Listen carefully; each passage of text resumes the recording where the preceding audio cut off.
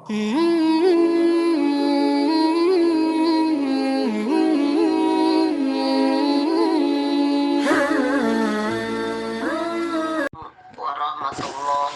wabarakatuh. Bismillahirrahmanirrahim. Alhamdulillahilladzi khalaqal insana fi ahsani taqwim. Asyhadu an la ilaha illallahul malikul haqqul mubin wa asyhadu anna Muhammadan abduhu wa rasuluhu arsalahu rahmatan lil alamin. Wa sallallahu wasallam ala sayyidina Muhammad wa ala alihi wa ashabihi ajma'in. Amma ba'd. Yang sama-sama kita hormati guru kita Bapak Ustadz Abdul Razak selaku pimpinan dan pengasuh Majelis Dzikir wa Ta'lim Riyadhah Firqatul Mujahidin, dan yang kami hormati bapak-bapak, ibu-ibu jamaah RFM yang dirahmati Allah Subhanahu wa Ta'ala. Puji syukur alhamdulillah, marilah senantiasa kita panjatkan kehadiran Allah Subhanahu wa Ta'ala atas limpahan rahmat, taufik, hidayah, dan inayahnya pada kita semua, yang sampai saat ini kita masih diberikan iman, Islam, dan kesehatan, sehingga pada pagi yang berbahagia ini kita dapat berkumpul bersama di link kajian rutin Kitab Al-Hikam.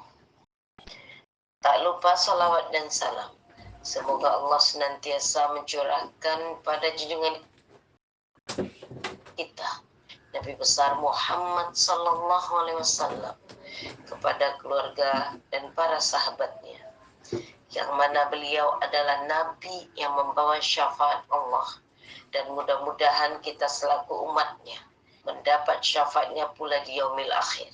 Amin, amin, ya rabbal alamin.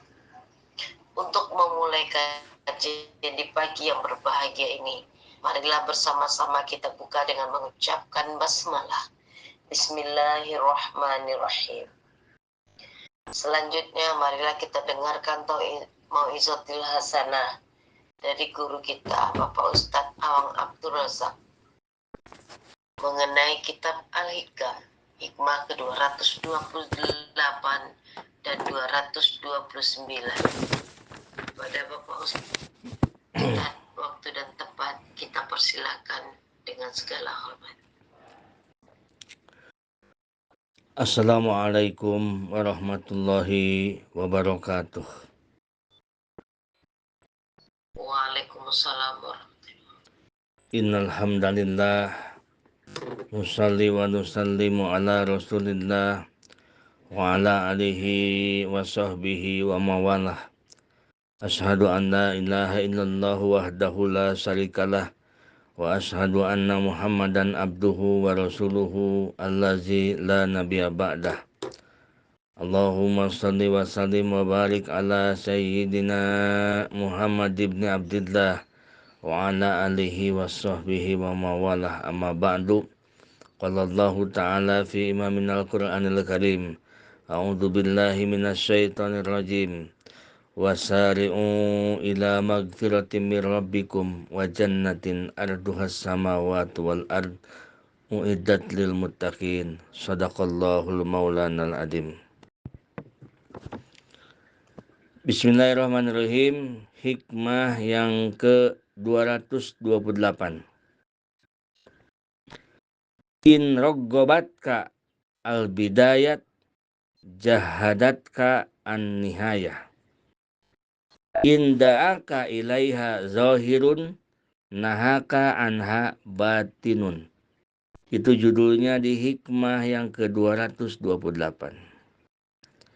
Jika awalnya memikat, menggiurkan, akhirnya akan menjemukkan. Jika lahirnya memanggilmu, batinnya akan mencegahmu. Itu judulnya, terjemah dari judul hikmah yang ke-228. Jamaah RFM yang dirahmati Allah, ini masih seputar Musani pengarang kitab Syekh Ibnu Athaillah memberikan petuah kepada kita semua tentang agar kita tidak terganggu dengan dunia, tidak terganggu dengan jabatan, tidak terganggu dengan posisi kita diposisikan oleh Allah Subhanahu wa taala. Juhud adalah urusan hati. Miskin belum tentu juhud, kaya belum tentu cinta dunia. Karena juhud bukan cirinya rumah gubuk, cinta dunia bukan cirinya rumah seperti istana. Karena juhud urusannya hati. Jangan dikira, jangan paham, jangan gagal paham. Disangka orang yang bertasawuf adalah orang-orang yang tidak punya dunia. Atau jangan dipaham bahwa kita menghadap Allah itu harus telanjang. Artinya harus telanjang itu harus tidak punya apa-apa. Harus miskin. Yang dimaksud harus miskin itu harus merasakan kita bahwa kita itu miskin. Kita itu fakir. Tidak punya apa-apa. Harta yang kita miliki adalah milik Allah. Anak, istri, semuanya adalah titipan dari Allah Subhanahu wa taala. Jadi juhud itu ada az-zuhdu anid dunya, dan ada lagi satu lagi az-zuhdu anid dunya wal akhirah. Ada zuhud dari urusan dunia. Hartanya banyak, kekayaannya banyak, tetapi itu dunia, hatinya tidak ada melirik ke situ. Hatinya tidak ada terkesimak, berkesan, mencintai yang ia miliki. Ada az-zuhdu anid dunya wal akhirah. Ada zuhud dari dunia dan akhirat. Bukan hanya hartanya yang tidak ada di dalam hati. Termasuk surga, termasuk pahala pun tidak ada di dalam hati. Yang ada di dalam hati dia hanyalah Allah Subhanahu wa taala. Jadi ada az-zuhdu anid dunya, zuhud dari dunia. Ada lagi kelas level lebih tinggi lagi, az-zuhdu anid dunya wal akhirah. Dia bukan hanya zuhud dalam dunia, tetapi akhirat pun zuhud. Artinya juhud akhirat itu dia beribadahnya, dia wirid riadonya bukan karena pahala, bukan karena apa-apa, bukan karena urusan-urusan akhirat, bukan karena surga dan bukan karena kenikmatan surga, tetapi dia ibadahnya karena Allah Subhanahu wa taala. Itulah disebut az-zuhdu anid dunya wal akhirah. Jamaah kami yang dirahmati Allah Subhanahu wa taala. Awalnya kekuasaan itu inrobat kal bidayah. Nah, jika awalnya memikat, menggiurkan, awalnya kekuasaan itu, jabatan itu menggiurkan. Tidak ada jabatan yang tidak menggiurkan. Kata diminat, seperti dihormati manusia, orang-orang pada hormat, itu kan. Kalau sama pejabat itu, pimpinan kan begitu. Duduk pun dikosongkan kursi tempat duduk khusus. Sehingga kalau ada orang yang duduk di situ tidak boleh, itu khusus untuk pimpinan, untuk penguasa. Wanufudu awamirika, selalu lancar perintah engkau suruh lakukan ini, orang semua mau bantu itu, semua mau. Disuruh apapun oleh seorang pejabat yang memegang kekuasaan, mau. Bataya suri ma'asika, mudahnya kehidupan kau. Mau makan kayak apapun bisa. Mau pakai pakaian seperti apapun bisa. Mau pergi kemanapun gampang. Mau ngapa-ngapain pun mudah. Itulah kekuasaan, jabatan. In rogabat ka bil bidayah, jahadatkan nihayah. Menggiurkan. Jika awalnya menggiurkan, tetapi akhirnya akan menjemukan. Jahadatkan nihayah Tuhan, maka tidak akan menggiurkan engkau kesudahan kekuasaan itu. Kenapa tidak menggiurkan di ujungnya? Karena jabatan, karena kekuasaan itu adalah sifatnya sementara. Kalau tidak pensiun, mati. Jangankan mati, pensiun pun hilang langsung pengaruh dari jabatan itu. Yang dulu disegani, yang dulu dihormati manusia, yang dulu perintahnya segala diturut. Setelah pensiun, apakah masih begitu, ibu-ibu, bapak-bapak? Enggak ya?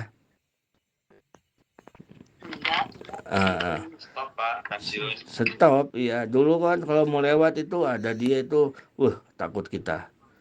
Takut kita. Mau lewat itu takut, Masya Allah. Gitu kan. Tetapi sekarang udah ini pensiun, mantan tuh, gitu kan. Oh gitu. Nah, itu dah kekuasaan, itulah jabatan. Wahuzni ala firokiha, dan sedih dengan pisahnya dengan jabatan itu. Sedih karena dulu segala mudah, ingin apapun mudah, dihormati orang, nyuruh apapun diikutin. Yang kadang-kadang tidak sadar orang, karena dulunya dia bekas pejabat, setelah pensiun tidak sadar dia, perasaan masih kayak dulu. Mudah marah-marah, mudah nyuruh orang, diketawain sama orang. Begitu. Nah itulah jabatan-jabatan. Saya benar-benar mengajarkan kepada kita.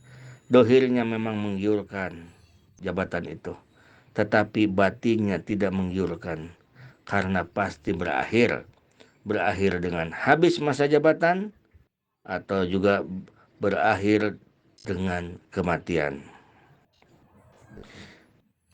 Nah, jabatan ini dipertanggungjawabkan di hadapan Allah Subhanahu wa taala. Kullu ra'in mas'ulun an ra'yatihi. Setiap yang setiap yang menggembala dia ditanya dengan yang diurusnya. Setiap pimpinan akan ditanya dengan apa yang dipimpinnya atas rakyatnya. Nah, itu peringatan-peringatan ditujukan kepada orang yang memegang kekuasaan tetapi untuk meluluskan hawa nafsunya tanpa memperdulikan rakyatnya. Nah, ini Syekh Ibnu Taimiyah mengajarkan kepada kita. Jadi kalau memang seseorang jadi jabatan dia untuk meluluskan hawa nafsunya, maka diancamlah dengan ancaman-ancaman yang sangat pedih. Banyak ancaman-ancaman yang sangat pedih dari Al-Quran, dari hadis. Tetapi kalau penguasanya adil, pemimpinnya adil, jangan salah. Para sahabat Abu Bakar Siddiq, Sayyidina Umar, Sayyidina Utsman, Sayyidina Ali, Sayyidina, para sahabat-sahabat semua adalah seorang pemimpin, seorang presiden, seorang pemimpin Islam. Jika penguasa-penguasa itu dia anggap kekuasaan itu amanah dari Allah. Jika seorang penguasa dia anggap bahwa kekuasaannya itu adalah amanah dari Allah, jabatannya itu adalah amanah dari Allah, dan dijadikan alat jabatannya itu untuk berkhidmat kepada umat, dijadikan alat jabatan itu untuk mengabdi kepada Allah lewat berkhidmat kepada umat, dan ia berlaku adil, maka penguasa itu ada di makom derajat tertinggi di sisi Allah Subhanahu wa taala. Begitu. Ya, paling kecil aja sekarang, jangan yang tinggi-tinggi. Jadi lurah aja, jadi pejabat sedesa itu jangan tinggi-tinggi. Nah, kalau jadi lurah, kalau jadi kepala desa, niatnya di dalam hati berkhidmat ke rakyatnya, berkhidmat ke rakyat, berlaku adil, bukan untuk memperkaya dirinya, memperkaya keluarganya, tetapi untuk menghidupkan diri kepada rakyat. Nah, itulah penguasa yang tinggi di sisi Allah Subhanahu wa taala. Seorang presiden yang berkhidmat kepada rakyatnya, memperjuangkan rakyatnya, memperjuangkan yang miskin, menegakkan keadilan, itulah pemimpin yang sangat tinggi derajat di sisi Allah Subhanahu wa taala.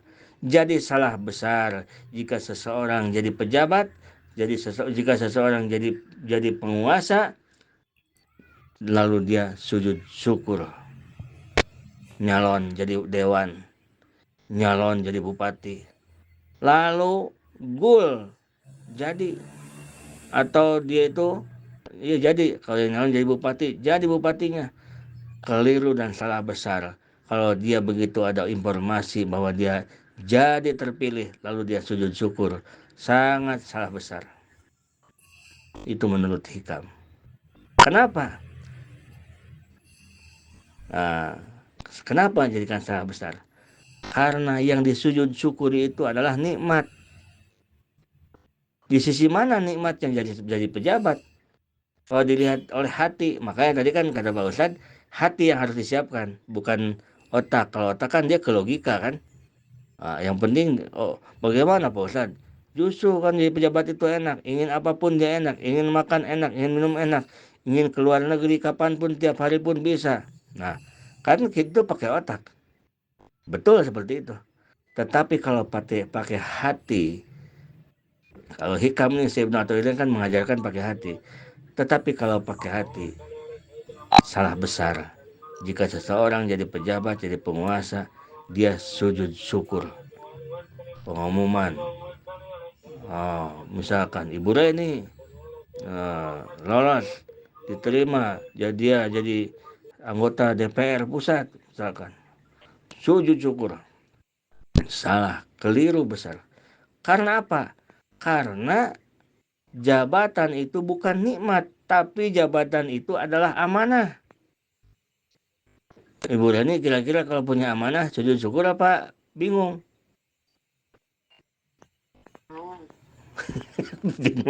Bingung ya? Bingung. Jabatan itu amanah. Kenapa? Jabatan itu amanah. Dia gunakan untuk membantu yang lemah. Gunakan untuk membantu agama Allah. Nah itu tujuan jabatan itu ke situ. Untuk khidmat kepada agama. Khidmat kepada rakyat. Nah yang namanya amanah. Amanah dari Allah. Kalau orang yang cerdas, kalau orang yang ngerti, dia akan merasa ketakutan. Kenapa? Takut dirinya tidak bisa menjalankan amanah. Makanya begitu dia mendapat informasi bahwa dirinya jadi jabatan, ada banyak para ulama. Para ulama yang jadi pejabat, dia katakan, celakalah diriku. Kenapa? Aku dijadikan raja olehnya. Tuh, kan. Kalau kita bagaimana? Sujud syukur. Wah, syukuran 7 hari 7 malam. Kadang-kadang 40 hari 40 malam tuh. Syukuran di mana-mana. Masya Allah. Gitu. Begitu. Jadi kita yang punya saudara-saudara yang nyalon-nyalon tuh kasih tahu. Kalau jadi, pertama yang harus tanamkan dalam hati, jangan senang. Tetapi apa? Terima dulu bahwa ini adalah amanah. Dan terima dengan penuh kehati-hatian. Jangan jungkir balik sujud. Itu kalau yang jungkir balik sujud ketahuan itu bahwa keinginan nafsunya dia telah tercapai. Begitu. Makanya yang sujudnya itu nafsunya. Karena dalam pikirannya dia tuh kalau jadi penguasa dia mudah tuh. Dia akan ngapa-ngapain pun mudah. Dia akan ini mudah, itu mudah. Pokoknya dia akan memperkaya diri dan keluarganya pun mudah. Jadi nafsunya yang mendorong sehingga sujud. Itulah manusiawi. Tetapi jika menjadi manusia yang luar biasa, dia akan merasa ketakutan begitu dia diangkat jadi seorang pejabat atau penguasa. Tetapi kan beda. Kalau sekarang bukan diangkat, tetapi nyalon-nyalon kan. Nyalon kalau yang sebetulnya kan kalau apa namanya? Kalau seorang pejabat di dalam muslim itu kan dia adalah dijabatkan, dipaksa bahwa dia harus memimpin karena dia memang cocok dengan kriteria orangnya adil dan sebagainya. Kalau sekarang kan siapa yang punya duit, siapa yang ini, dia banyak dukungan, jadi. Betul nggak Ibu? Ya. Betul Pak Ustadz. Jadi sekarang kadang-kadang orang yang sangat berpotensi, orangnya jujur, orangnya baik, orangnya berpendidikan, orangnya baik, orangnya jujur, tapi nggak punya uang, nggak bisa jadi kan sekarang. Tetapi orangnya jahat, orangnya otaknya ngeres, nggak ada pikiran nggak ada pikiran mau sayang sama masyarakat, tapi dia banyak uang, jadi sekarang gitu. Makanya saya di antara pengsalah kita mengatakan salah besar jika seseorang jadi pejabat, penguasa, dia sujud syukur. Karena jabatan itu bukan kenikmatan. Karena jabatan itu bukan kenikmatan. Kalau tidak salah yang disebut apa namanya? Nikmat tuh. Di dalam bahasa-bahasa kemarin sudah dikatakan sesuatu kesenangan, kelezatan yang dipuji akibatnya. Kan itu nikmat. Kesenangan, kelezatan yang dipuji akibatnya, itu nikmat. Sedangkan kalau jabatan boro-boro dipuji akibatnya, begitu. Jamaah yang dirahmati Allah Subhanahu wa taala. Wa qala Rasulullah sallallahu alaihi wasallam, "Yaumun min imamin adilin abdulu min ibadati sitina sanah." Tetapi jika seorang pejabat, seorang penguasa, dia menjadi penguasa yang adil. Penguasa yang adil itu, kategori penguasa yang adil, kategori dasarnya penguasa yang adil adalah dia memperlakukan rakyatnya seperti memperlakukan dirinya. Dia memperlakukan rakyatnya seperti memperlakukan dirinya. Kalau dia sayang terhadap dirinya, dia pun menyayangi rakyatnya. Itulah kategori yang adil. Kira-kira kalau melihat ke agama susah, Ibu, susah.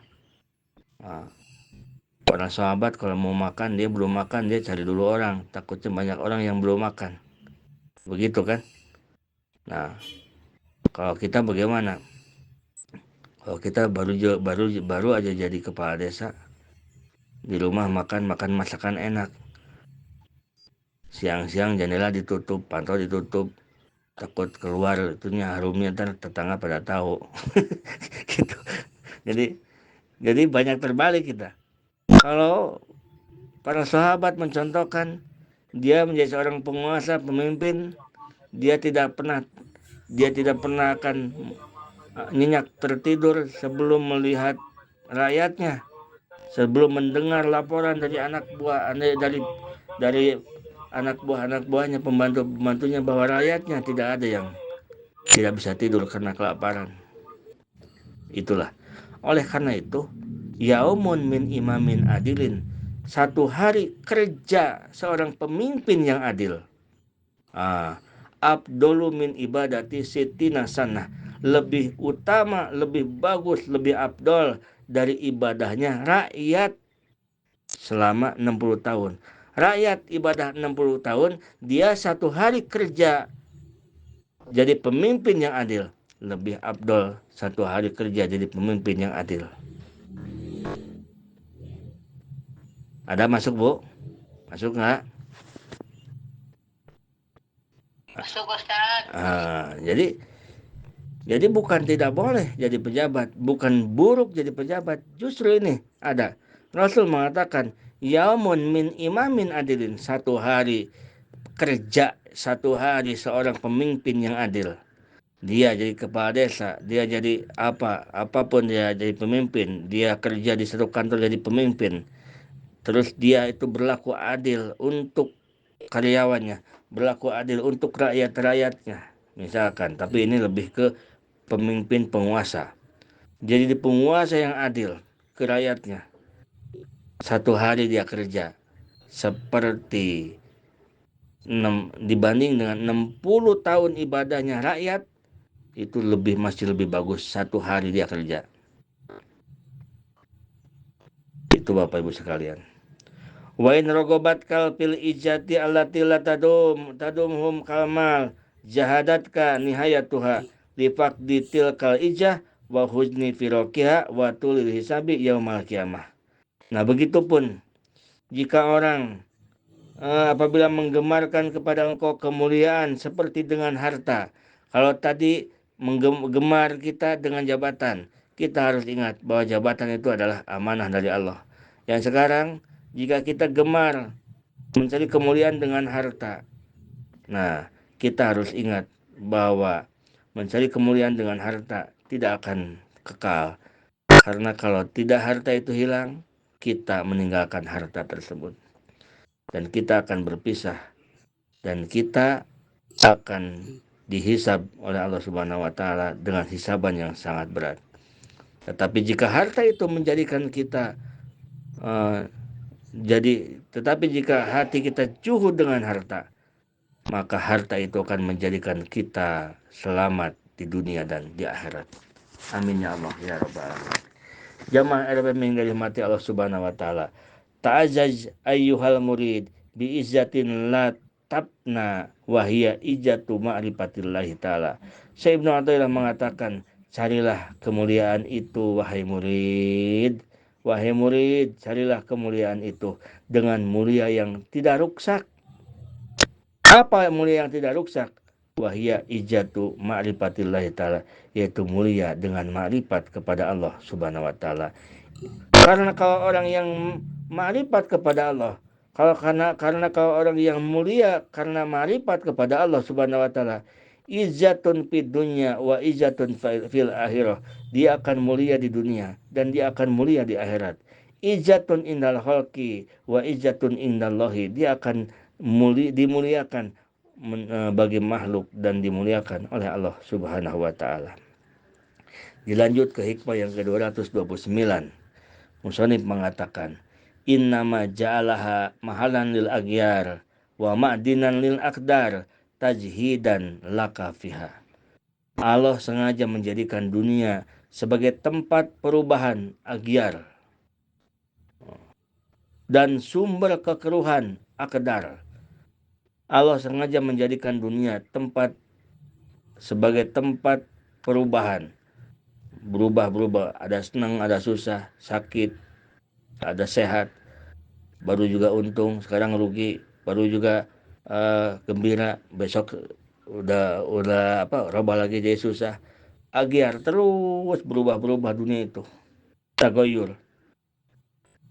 Inama ja'ala mahalan lil agyar wa ma'dinan lil aqdar. Allah sengaja menjadikan dunia sebagai tempat perubahan dan sumber kekeruhan. Tajhidan laka fiha, agar engkau tidak terpaut dengannya. Agar engkau tidak terpaut dengannya. Untuk menjuhudkan engkau pada dunia itu. Jadi Allah menciptakan dunia ini tempat perubahan. Dunia ini keruh, banyak kekeruhan di dunia ini. Itu sengaja Allah ciptakan dunia seperti itu agar kita dijuhudkan oleh Allah Subhanahu wa taala. Agar kita juhud dengan dunia itu, untuk menjuhudkan engkau pada dunia itu. Innama ja'ala Allah ta'ala hadhihi dunya mahalan lil amrad wal balaya wal ahjan wal fitan liyujahhadaka fiha. Pastinya Allah menjadikan dunia itu tempatnya penyakit, tempat musibah, tempatnya bingung, tempatnya kesedihan, tempatnya fitnah, dan tempat bala-bala, tempat musibah-musibah. Di akhirat itu tidak ada. Di surga tidak ada penyakit, di surga tidak ada kesedihan, di surga tidak ada musibah, di surga tidak ada bala-bala. Gitu. Nah, Allah jadikan itu. Apa maksudnya? Dunia kok Allah ciptakan banyak musibah, dunia banyak kesedihan, dunia banyak fitnah, dunia banyak sesuatu yang tidak menyenangkan hati. Kenapa Allah jadikan itu? Agar kita bisa juhud, agar hati engkau jauh dari dunia. Allah juhudkan agar hati engkau jauh dari dunia. Intinya seperti inilah. Dunia itu banyak banyak bencana, banyak fitnah, banyak kesedihan, dan banyak segalanya. Supaya kita tidak cinta dunia, hati kita supaya tidak cinta dunia. Begitu maksudnya. Bahasa lurusnya begitu. Kan suka ada yang bertanya, kenapa ya Allah ciptakan di dunia ini kok kesenangan-kesenangan, tetapi Allah juga ciptakan susah. Kenapa ya Allah ciptakan di dunia ini orang yang sehat-sehat. Allah juga ada yang ciptakan yang sakit-sakit banyak di dunia ini, banyak fitnah, banyak ini. Kenapa ya? Jawabannya adalah agar hati engkau jauh dari dunia. Artinya agar kita tidak cinta dunia hati itu. Fala tuhibbuha wala targhabu fiha wala tarkanu ilaiha wala tata'allaqu biha lianna ma'lama amriha ilal ilal pana wa zawal.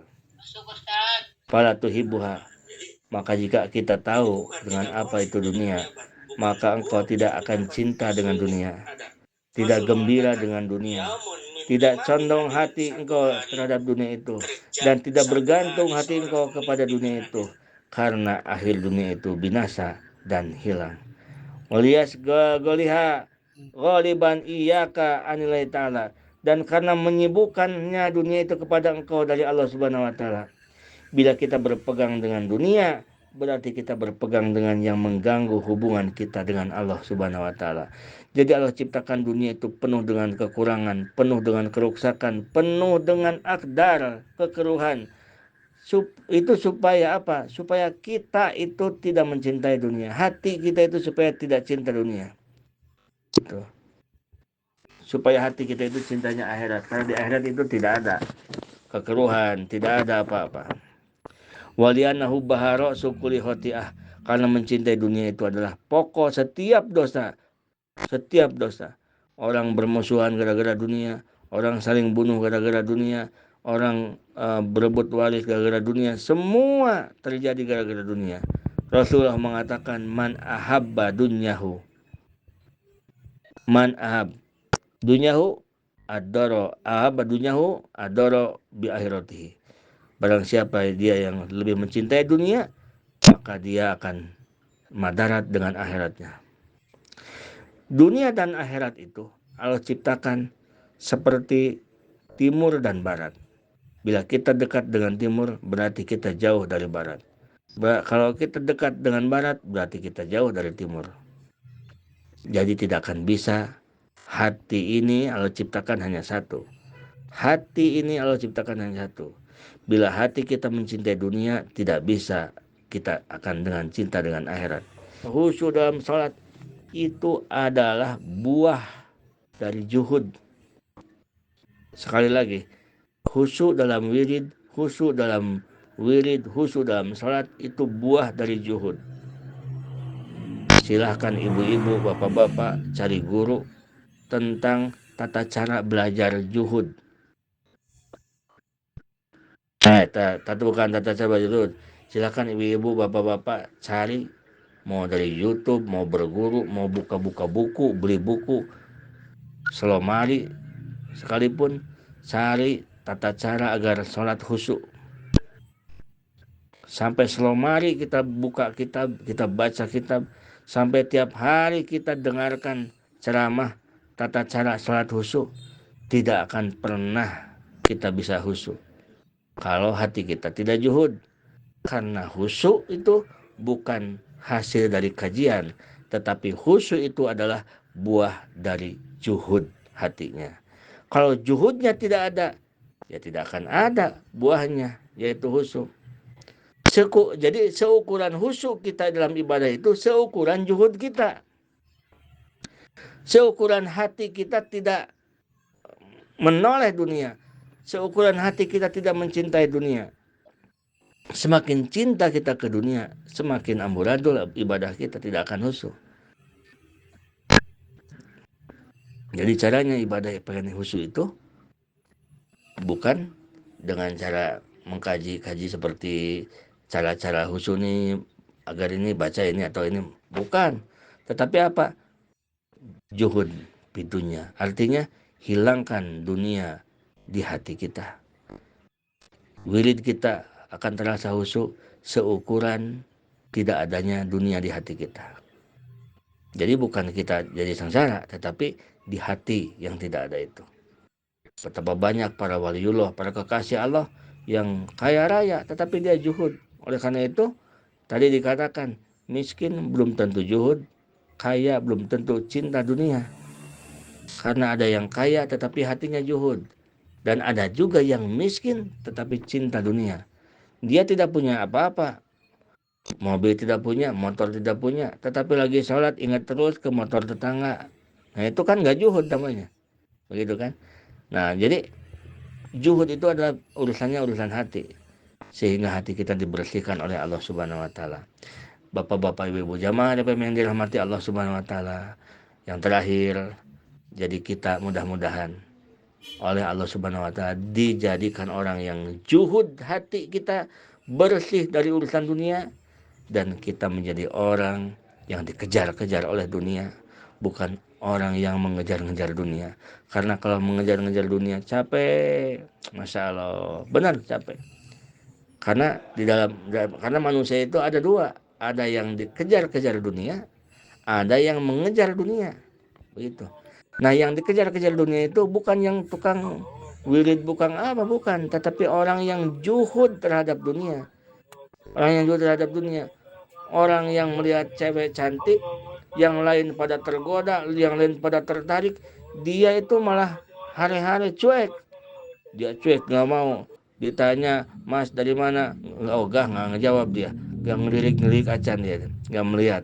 Orang-orang pada ngegodain, pada dia lewat itu bagaimana begitu. Ini kalau bertatapan, ditanya sama ceweknya, digodain sama ceweknya, kita malah tidak melirik. Itulah, jadi cewek itu penasaran, terus dia ngejar-ngejar. Begitupun urusan dunia, kita banyak uang, kita banyak ini, tetapi hati kita tidak melirik ke situ. Artinya banyak uang, banyak harta hanya untuk pakai jembatan untuk menggapai ridho Allah Subhanahu Wa Taala. Jadi bukan untuk memperkaya diri, bukan untuk mempersenang-senang kehidupan dirinya, tidak ada ke situ. Tetapi dia mencari harta, dia banyak harta adalah untuk menggapai ridho Allah Subhanahu Wa Taala. Oleh karena itu hatinya dingin artinya hatinya tidak ikut memiliki harta itu, hatinya tidak ikut memiliki kekayaan itu, begitu. Kalau kita bagaimana? Hilang anak ayam satu aja ingatnya seminggu, kita lagi sholat ingat terus. Hilang anak ayam tuh seminggu sampai musuhan sama tetangga, disangka dimakan tetangga. Begitu. Itulah bedanya kita dengan seorang kekasih Allah. Mudah-mudahan tetapi kita menjadi kekasih Allah. Amin ya rabbal alamin. Hadanallahu wa iyyakum ajmain. Assalamualaikum warahmatullahi wabarakatuh.